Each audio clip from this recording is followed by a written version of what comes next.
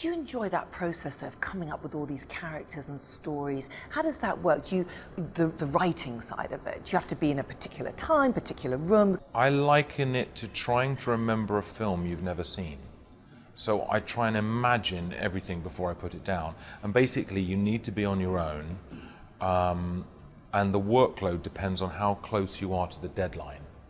When you're 6 months away, it's quite leisurely, make a few notes, walk the dog. It's a wonderful process. You go, oh, I love being a writer. But it gets closer and closer to the time, and suddenly it's 3 a.m., you're in tears in front of your laptop, going, oh, I can't do this anymore. So it can be a difficult process at times. I think it's a bit like you're at the bottom of a mountain, you're looking up. And when you're at the very bottom, you look up and you go, oh, I can't do this. When you're halfway up, it comes a bit easier. And then when you've got to the top, the sense of achievement is fantastic. And I think books are a bit like that.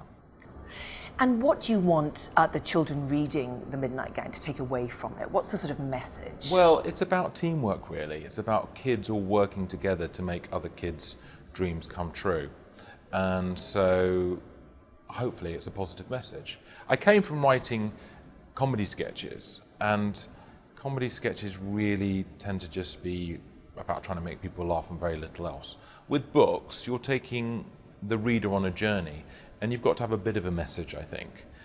If you're going to want people to sit down and read this book night after night, you know, for some kids it might take a few months to read one of my books.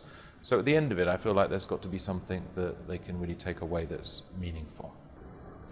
They have all become bestsellers, and the success is huge in this area for you, David. Could you have imagined it, though, that you would become a very successful children's author? Well, I never really wanted to be a writer. I really just wanted to be on television doing comedy. But when I was a child, I realized that a lot of the comedians that I admired wrote their own material.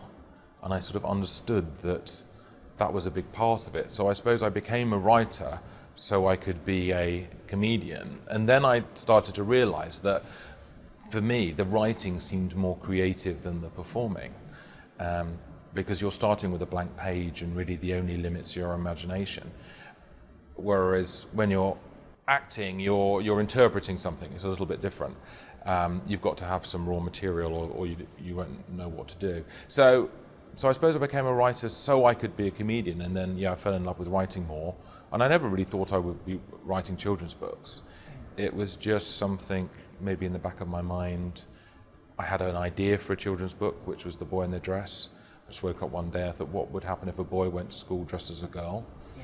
That was 10 years ago, and 10 years ago, society probably was less sympathetic to that kind of idea. And the book was well received, and it put me on the path to write more.